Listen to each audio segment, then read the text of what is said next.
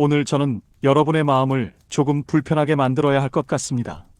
지금 여러분이 가지고 있는 자산, 집이든 상가든 통장에 들어있는 돈이든 그것이 정말 완전히 내 것이라고 생각하십니까? 조금 냉정하게 말씀드리겠습니다. 많은 경우 그것은 내 자산이 아니라 은행이 잠시 맡겨둔 숫자일 가능성이 큽니다. 우리는 그것을 자산이라고 부르지만 금융의 관점에서 보면 그것은 대출과 이자 위에 세워진 임시 구조물일 뿐입니다. 그리고 지금 그 구조물이 조금씩 아주 조용하게 흔들리고 있습니다. 저는 40년 가까이 금융 현장에서 일해왔습니다. 은행의 심사 테이블에 앉아 기업의 대출을 승인하기도 했고 반대로 부도를 통보하는 자리에도 있었습니다. 1997년 IMF 외환위기 때 저는 수많은 기업과 개인에게 부도 통지서를 전달하던 사람이었습니다. 그때 저는 한 가지 사실을 똑똑히 보았습니다. 경제 위기는 갑자기 오는 것처럼 보이지만 사실은 아주 오랫동안 천천히 준비된다는 사실입니다. 문제는 대부분의 사람들이 그 신호를 보면서도 설마 나에게까지 오겠어? 라고 생각한다는 것입니다. 지금 대한민국에서 가장 강하게 믿고 있는 신앙이 하나 있습니다. 바로 부동산은 결국 오른다는 믿음입니다. 집은 떨어져도 다시 오른다. 상가는 시간이 지나면 결국 가치가 올라간다. 신도시는 언젠가 반드시 살아난다. 이 믿음은 지난 수십 년 동안 대한민국 사람들을 하나로 묶어온 거대한 경제 신화였습니다. 하지만 저는 오늘 그 신화를 조금 불편하게 바라보려고 합니다. 특히 판교, 동탄, 평택 같은 신도시를 보십시오. 많은 사람들은 이곳을 미래의 기회의 땅이라고 이야기합니다. 하지만 금융의 시선에서 보면 조금 다른 그림이 보입니다. 상가 하나의 분양가가 5억, 7억, 심지어 10억까지 올라가는 구조. 과연 그 가격이 정말 그 상가의 미래 가치 때문일까요? 대부분의 경우 그렇지 않습니다. 그 가격 안에는 여러 층의 비용이 들어 있습니다. 먼저 땅을 낙찰받은 시행사의 이익, 그 시행사에게 돈을 빌려준 은행의 이자, 그리고 공사를 맡은 건설사의 비용까지 이 모든 숫자가 겹겹이 쌓여 하나의 분양가를 만들어냅니다. 문제는 그 마지막 단계에서 그 비용을 떠안는 사람이 누구냐는 것입니다. 바로 평생 모은 돈을 투자한 개인들입니다. 퇴직금을 넣어 상가를 산 사람, 대출을 끼고 작은 건물을 산 사람, 노후를 위해 상가 하나를 마련한 사람들. 그들은 스스로를 건물주라고 생각합니다. 하지만 금융의 관점에서 보면 그 구조는 조금 다르게 보입니다. 세입자가 들어오지 않아도 관리비는 나갑니다. 임대가 되지 않아도 대출 이자는 계속 발생합니다.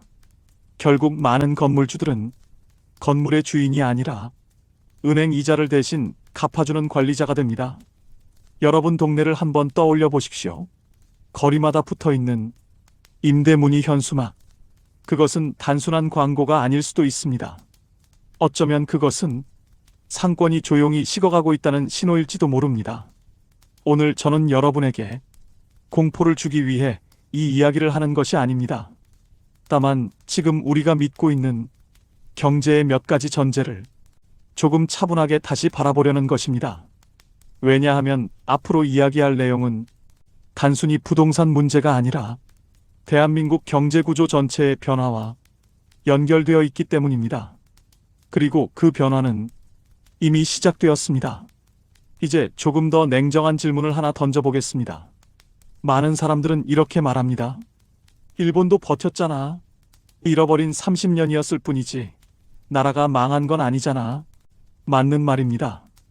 일본은 무너지지 않았습니다. 하지만 중요한 것은 왜 일본은 버틸 수 있었느냐입니다. 여기서 우리는 아주 중요한 차이를 하나 봐야 합니다. 일본은 채권국이었습니다. 세계 곳곳에 투자해 놓은 돈이 있었고 해외에서 벌어들이는 자산 소득이 매우 컸습니다. 쉽게 말하면 일본은 밖에서 돈이 들어오는 구조였습니다. 반대로 한국은 어떨까요? 한국은 오랫동안 수출 중심 국가로 성장했습니다. 하지만 지금은 상황이 조금 달라지고 있습니다. 반도체 경기는 흔들리고 있고 중국과의 경쟁은 더 치열해졌습니다. 여기에 하나의 문제가 더 있습니다. 바로 가계부채입니다. 지금 한국의 가계부채 규모는 단순히 많다는 수준이 아닙니다. GDP 대비 가계부채 비율은 세계에서도 가장 높은 수준에 가까운 나라입니다. 이 말은 무엇을 의미할까요? 간단합니다. 경제가 조금만 흔들려도 개인의 소비가 먼저 멈춘다는 뜻입니다. 왜냐하면 대부분의 사람들은 월급이 들어오면 먼저 해야 할 일이 있기 때문입니다.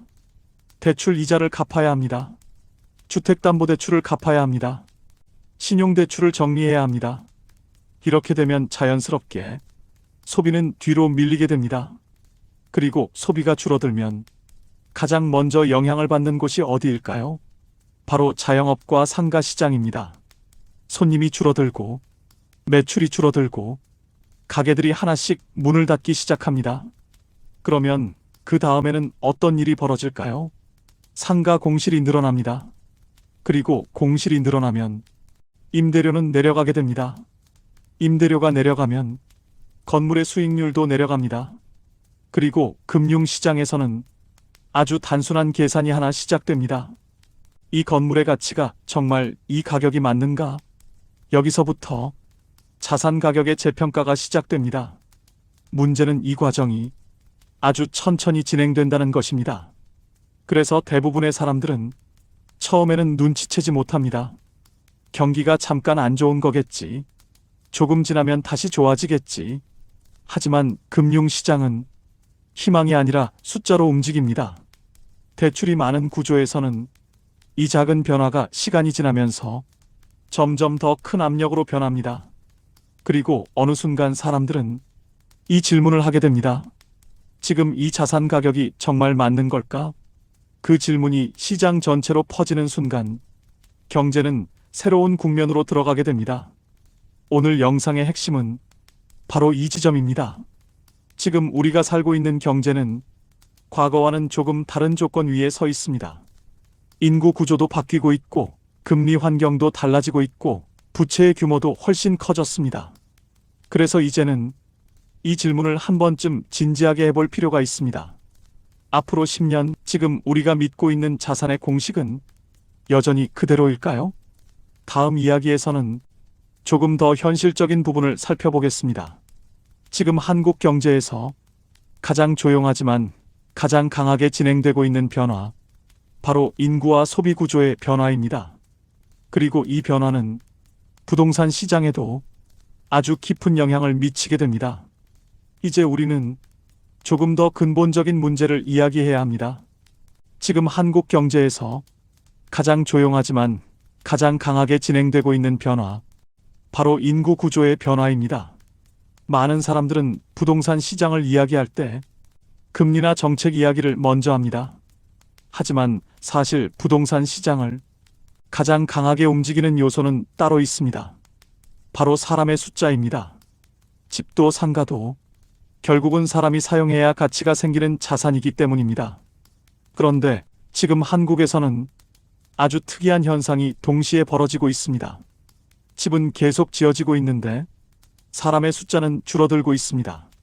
출생률은 세계에서 가장 낮은 수준이고 고령화 속도는 세계에서 가장 빠른 나라 중 하나입니다. 이 변화는 단순한 통계가 아닙니다.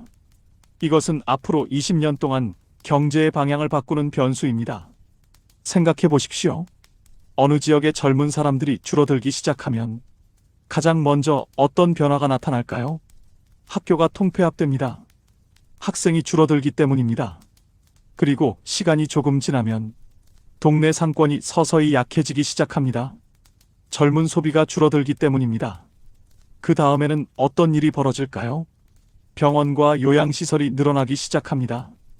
이것이 바로 인구 구조가 바뀔 때 나타나는 전형적인 패턴입니다. 이미 많은 지방 도시에서는 이 변화가 현실이 되고 있습니다. 한때는 활기찼던 상권이 지금은 절반 이상 공실인 곳도 있습니다. 문제는 이 현상이 지방에서만 끝나지 않을 수 있다는 점입니다. 시간이 지나면 이 변화는 수도권 외곽으로 그리고 신도시로도 천천히 확산될 가능성이 있습니다. 특히 상가 시장은 이 변화에 가장 민감하게 반응합니다. 왜냐하면 상가는 소비가 줄어드는 순간 바로 영향을 받기 때문입니다. 그래서 어떤 지역에서는 건물은 새 것인데 상가는 비어있는 풍경이 나타납니다. 겉으로 보면 도시가 발전하는 것처럼 보이지만 안에서는 상권의 밀도가 약해지는 현상이 벌어집니다. 이것을 경제에서는 수요의 구조적 변화라고 부릅니다. 그리고 이 변화는 정책 하나로 쉽게 뒤집을 수 있는 문제가 아닙니다. 그래서 앞으로 부동산 시장에서는 과거와 다른 질문이 더 중요해질 수 있습니다. 이 지역의 가격이 얼마나 오를까? 이 질문보다 더 중요한 질문은 어쩌면 이것일지도 모릅니다. 이 지역에 앞으로 사람이 늘어날까? 그리고 이 질문에 대한 답이 앞으로 자산 시장의 방향을 조금씩 바꾸게 될 가능성이 있습니다. 오늘 이야기를 정리하면 우리는 세 가지 변화를 보고 있습니다. 첫 번째는 부채가 많은 경제 구조입니다. 두 번째는 소비가 점점 약해지는 구조입니다. 그리고 세 번째는 인구가 줄어드는 구조입니다. 이 세 가지 변화가 동시에 진행될 때 경제는 과거와는 다른 모습을 보일 수 있습니다. 그래서 지금은 조금 차분하게 생각해 볼 필요가 있습니다. 우리가 당연하게 믿어왔던 것들, 집은 항상 오른다. 상가는 결국 살아난다. 도시는 계속 확장된다. 이 믿음이 앞으로도 그대로 유지될 것인지, 아니면 새로운 경제 환경 속에서 다른 기준이 필요해질 것인지, 결국 중요한 것은 공포가 아니라 이해입니다. 경제를 이해하는 사람은 변화를 두려워하지 않습니다. 왜냐하면 변화 속에서 항상 새로운 기회도 함께 생기기 때문입니다. 지금 우리는 꽤 중요한 경제의 변곡점에 서 있을지도 모릅니다. 부동산, 가계부채, 인구 구조까지 과거에는 당연하게 여겨졌던 공식들이 조금씩 바뀌기 시작하고 있습니다. 그래서 앞으로 더 중요한 것은 공포가 아니라 이해일지도 모릅니다. 경제를 이해하는 사람은 변화를 두려워하지 않습니다. 오히려 그 변화 속에서 새로운 기회를 발견하게 됩니다. 앞으로도 여러분의 자산을 지키는 이야기, 숫자 뒤에 숨은 경제의 흐름을 차분하게 함께 살펴보겠습니다. 여러분의 자산을 지키는 공간, 당신의 금고입니다. 영상이 도움이 되셨다면 구독과 좋아요로 함께 해주세요. 그리고 여러분은 어떻게 생각하시나요? 한국 경제에서 가장 큰 변화는 무엇이라고 보시나요? 댓글로 여러분의 의견을 남겨주세요.